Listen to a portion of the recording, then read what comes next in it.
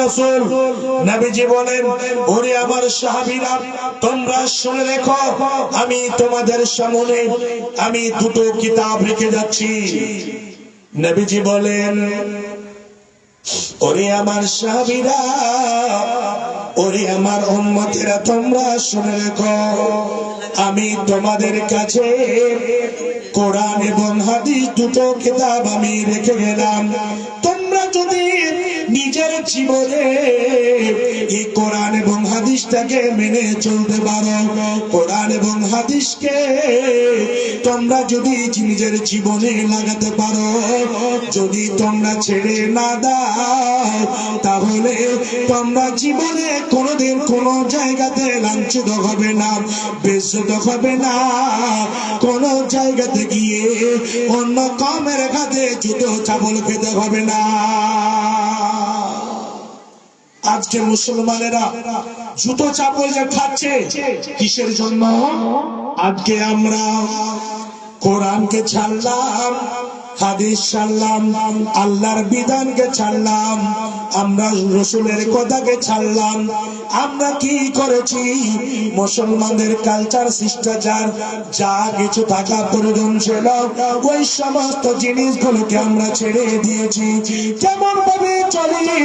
সেই মতো ইহুদি খ্রিস্টানেরা, যে মতো ইহুদি নাসারারা, সেই মতো খ্রিস্টান হিন্দুরা, যেরকম অন্য কওমের মানুষেরা সেই মতো চলে, সেই মতো কাপড় পরিধান করে, সেই মতো খায়, সেই মতো চুল কাটে, সেই মতো জামা কাপড় খরিদ করে পরে, সেই মতো আজকে আমার মা বোনদের মধ্যে, আমার বাচ্চাদের মধ্যে ওই সমস্ত সভ্যতাগুলো এসে পড়েছে। আজকে আমাদের মধ্যে কোরআন হাদিসের কোনো এরকম জিনিস পাওয়া যাচ্ছে না। আল্লাহ এবং রাসূল যা বলেছে ওই জিনিসগুলোকে আমরা পিছনে ফেলে দিয়ে চলেছি। আজকে আমরা আল্লাহ এবং রাসূলের আইনকে মেনে চলি না, তার জন্য আজকে সব জায়গাতে মুসলমানের প্রতি জুলুম অত্যাচার হচ্ছে, মুসলমান অন্য কওমের জুতো চাবল খাচ্ছে। আল্লাহর এটা ওয়াদা রয়েছে যে যখনই কোরআন হাদিসকে ছেড়ে দেবে, তখন তার জীবনটা এমন হবে যে সে ফুটবলের মতো হয়ে যাবে। ফুটবল ময়দানে যখন থাকে, দুই দিকে 11টা করে 22টা খেলোয়াড় থাকে, আবার এর মধ্যে মানে ফুটবল বাইরে যেতে গেল ওকে টেনে নিয়ে আসে। যারা এইরকম ল্যাপটপে খেলে, তারা এরকম মাথার উপর দিয়ে বলটাকে মধ্যখানে চালিয়ে ফেলে। আবার যারা সেন্টারের মধ্যে খেলে, দুইটা দুইটা করে 4 জন দুই খেলোয়াড়ি দুইটা টিমের মধ্য থেকে, তারা কি করে? লাঠি মারতে মারতে মারতে মারতে গোল দিতে একদিক থেকে একদিকে নিয়ে যায়, আবার লাঠি মারতে মারতে মারতে মারতে এইদিকে চলে আসে। তো বেচারা আফসোস করে বলছে, কি আফসোস করে বলছে যে ভাই, এই ফিল্ডে আসার পরে কি এত লাভ খেতে হচ্ছে? তো খেলাড়ি বলছে ফুটবলকে, তোমার বৈশিষ্ট্য হলো লাভ খাওয়া, তোমার মধ্যে যা কিছু গুণ আছে, এটাই গুণ হলো লাভ খাওয়ার গুণ। কেন গুণ? বলছে উপরে তো যা কিছু আছে, মধ্যখান পুরোপুরি ফাঁকা আছে, মধ্যটাতে ব্লাডার আছে, আর ওখানে কি করে পাম্প দেওয়ার জন্য একটা ভলপিনের ব্যবস্থা আছে। পাম্প দিয়ে ওকে যখন ফুলিয়ে দেওয়া হয়, তখন ফুটবল হয়ে গেল, হাত বল হয়ে গেল, কেউ হাতে খেলে, কেউ পায়ে খেলে। এই ব্লাডারটা, এই পাম্প দেওয়ার জিনিস, ওর মধ্যটা যদি ফাঁকা না থাকতো, তাহলে লাভ খেত না। জি, ফুটবল বলতে এরকম গোল করে যদি একটা লোহাকে যদি ফুটবলের মতো বানিয়ে নেয়, কারো বাবার ক্ষমতা আছে পা দিয়ে মারার, কেন? যে পুরোপুরি লোহা, ভিতরে খালি নাই। আর এই বলের মধ্যে, ফুটবলের মধ্যে, হাত বলের মধ্যে ভিতরটা খালি আছে, তার জন্য কি করে ওকে লাভ ছাড়া কোনো উপায় নাই। অনুরূপ ভাবে আজকে আমাদের মতো মুসলমানের বাচ্চারা লাভ কেন খাচ্ছে, জুতো চাপল কেন খাচ্ছে? যে আমাদের ভিতরটা ফুটবলের ব্লাডারের মতো খালি হয়ে গিয়েছে। কি নাই? আল্লাহর কোরআন নাই, নবীর হাদিস নাই, আল্লাহর কোরআনকে আমরা ছেড়ে দিয়েছি।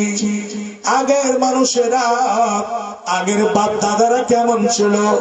ফজরের নামাজ পড়ে সুন্দর করে মসজিদে বসে কোরআন তেলাওয়াত করত, সুন্দর করে মসজিদে বসে গুনগুন গুনগুন করে কোরআন তেলাওয়াত করত, না হলে ওই জায়গাতে বসে জিজ্ঞাসা করত।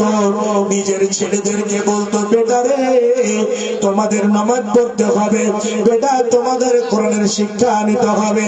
পোতাদেরকে বলতো, নাতিদেরকে বলতো, হে বাপজান আমার, আজকে আমাদের মধ্যে এই কোরআন শোনাই, কোরআন ছেড়ে দিয়েছি, হাদিসকে ছেড়ে দিয়েছি। ফুটবলের মতো আমাদের অন্তরখানা ভিতরখানা খালি হয়ে গিয়েছে। আমাদের মধ্যে নামাজ নাই। যখন ফজরের আজান হয় বিছানায় ঘুমিয়ে থাকে, যখন আজান হয় কবির ক্ষেতের মধ্যে কাজে মগ্ন থাকে। যখন আসর হলো তখন নামাজ ছেড়ে আবার মসজিদ ছেড়ে আবার দোকানে, চায়ের দোকানে বসে আড্ডা পিটা হয়। মাগরিব যখন হয়, যখন মুয়াজ্জিন বলে হাইয়া আলাস সালাহ, তখন সে ভাইরা দোকানের মধ্যে বসে বসে এরকম আজান শুনে মনে মনে বলে, ইমাম মুয়াজ্জিন দুইজন মিলে চালা। ইমাম আর মুয়াজ্জিন দুইজন কথা টাকা দিয়ে রেখেছি শুধু চালার জন্য। তাহলে এই জায়গাটাতে কি করো? নামাজ আমাদের পড়া লাগবে না। মসজিদকে ছেড়েছি, তার জন্য মসজিদ তারা গ্রহণ করতে চলেছে, মসজিদকে দখল করতে চলেছে। কোরআনকে ছেড়েছি, হাদিসকে ছেড়েছি, তার জন্য আজকে মুসলমানদের এইরকম ভাবে কেন? একজন হিন্দু ভাই আমাকে বলছে, কি বলছে? মোল্লা সাহেব আপনি কি বলছেন? আজকে মদের আড্ডাতে গিয়ে দেখেন মুসলমান কয়জন আছে, আমাদের হিন্দু কয়জন আছে। তাসের আড্ডায় গিয়ে দেখেন মুসলমান কয়জন আছে, হিন্দু কয়জন আছে। জুয়ার আড্ডাতে গিয়ে দেখেন নেপাল কেশনো, কেশনো নাম শুনেছেন জীবনে? নেপাল কেশনো, কালী পূজার টাইমে এই মুসলমানের বাচ্চারা ওখানে গিয়ে জুয়া খেলে, আর 5 লক্ষ 10 লক্ষ করে টাকা এইরকম করে সেই জায়গাতে গিয়ে জুয়াতে হেরে আসে। এগুলো মুসলমানের বাচ্চারা করছে। জি, আজকে হিরোইন থেকে নিয়ে, চারাস থেকে নিয়ে, আফিং থেকে নিয়ে, স্মেক থেকে নিয়ে, মদ থেকে নিয়ে, রাজবাস গুটকা থেকে নিয়ে যতগুলো নাশাদার দ্রব্য জিনিস আছে, এই জিনিসগুলো বেশিরভাগ পান করছে মুসলমানের বাচ্চারা। জি, আপনি দেখেন, একটু তো দেখেন, তাকে দেখেন। ভাবছেন কোরআন হাদিস শিখে এগুলো হাদিস দিয়েছে? আবার একটা কথা শুনলাম কয়েকদিন আগে, কি শুনলাম? যে মুসলমানের বাচ্চা 5 লক্ষ 10 লক্ষ করে টাকা আবার বিয়েতে চালাচ্ছে, সুদে চালাচ্ছে। ওই লোকটা যদি শিক্ষিত হয়, আমি বুঝে গেছি ভাই গাড়ির চাকা ওইদিকে নামাইতে হবে, তো একটু বলে নি। এখন তো কমসে কম সব দিন তো কালেকশন আছে, তবে ক্রিসমাস ডে কালকে, আর তারপরে জানুয়ারি মাস আসছে। তো এদিকে একটু 10 মিনিট ধৈর্য ধরেন, একটু সাইজ হয়ে যাক, তারপরে এদিকে যাব। তো এই জায়গাটাতে এই দেশের মধ্যে যতগুলো রঙিন জিনিস আছে, যতগুলো এই দেশের মধ্যে জঘন্য জঘন্য জায়গা আছে, জঘন্য জঘন্য কাজ আছে, ওই কাজে আমাদের মতো মুসলমানের বাচ্চারা কেন থাকবে? একটু বলুন, কেন থাকবে? মা বাবা বলে না, একবারও বলেনি বেটারে এগুলো জায়গাতে যেতে হবে না, বেটি এই জায়গাতে যেতে হবে না? বাপজান আমার, শুনে তো মনে রাগ হবে, কিন্তু খাস করে দুঃখ নেবেন না। আমি নিজে দেখার পরে এত দুঃখিত হই যে বলার সীমা থাকে না। এই ক্রিসমাস ডে মুসলমান বাচ্চা কি করে? মোটর বাইকে চাপে, 4 চাকাতে চাপে, আবার পিছনে একটা কি করে, এইরকম একটা এলপি গাড়িগুলো একটা কি করে ওর মধ্যে ডিজে লাগিয়ে আবার গান বাজাতে বাজাতে ওই মুসলমানের বাচ্চারা পিকনিক খেতে যায়। এই মুসলমানের বাচ্চারা, এই যে স্কুলের ছাত্রীরা, কলেজের ছাত্রীরা মাসকে মাস, 1 মাস ধরে এই আপনার জানুয়ারি মাসে পিকনিক খেতে যায় একটা গায়ের কমের সঙ্গে, একটা গায়ের মুহরিম পুরুষের সঙ্গে। এটা কি জায়েজ? এটা কখনো জায়েজ হতে পারে না। এটা তো পিকনিকের কথা বলছি, এটা তো ক্রিসমাস ডের কথা বলছি।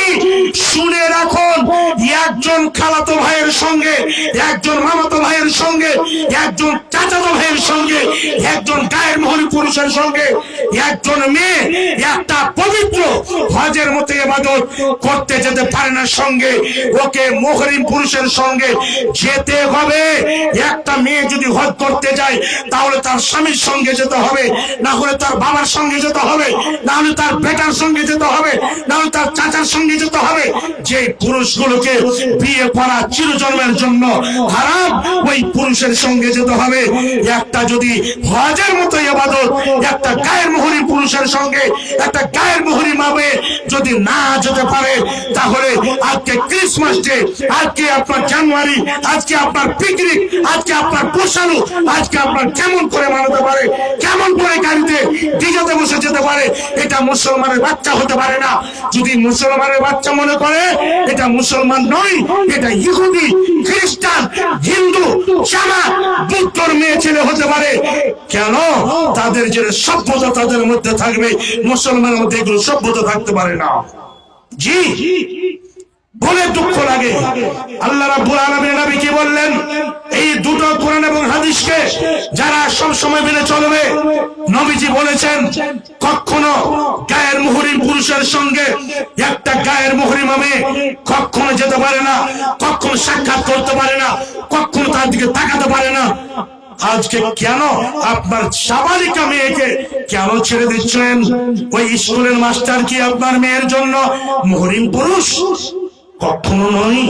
বাচ্চান আমার শুনে রাখুন, হে মা জননীরা, তাহলে যখনই কোরআন হাদিসকে ছেড়ে দেবে তখনই দুনিয়াটাতে কি হবে এবং আখিরাতে লাঞ্ছিত হতে হবে।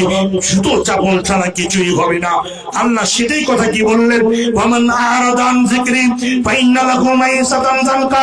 এই দুনিয়াটাতে আমি জীবনটাকে তার এমন ভাবে দুঃখ ভাব করে দেব, সংকটময় করে দেব, সে নিজে ভাববে দুনিয়াটা আমার জন্য কঠিন হয়ে গিয়েছে। তারপরে কি বলছেন? ওয়া নাহশুরুহু ইয়াউমাল কিয়ামাতি আমা। তারা দুনিয়াতে চক্ষু থাকা অবস্থায় চক্ষুহীন হয়ে গিয়েছিল, কর্ণ থাকা অবস্থায় কর্ণহীন হয়ে গিয়েছিল। তারা দেখেনি, তারা শুনেনি, তারা বিবেক লাগায়নি। কিয়ামতের দিন আল্লাহ রাব্বুল আলামিন ওই সমস্ত বান্দা বান্দীদেরকে অন্ধ করে, বহিরা করে, কানা করে কিয়ামতের দিন দাঁড় করবেন। কেন? চোখ দেখে, চোখ থেকে কোরআনকে তুমি মানোনি, কান থেকে কোরআন হাদিসকে মানোনি।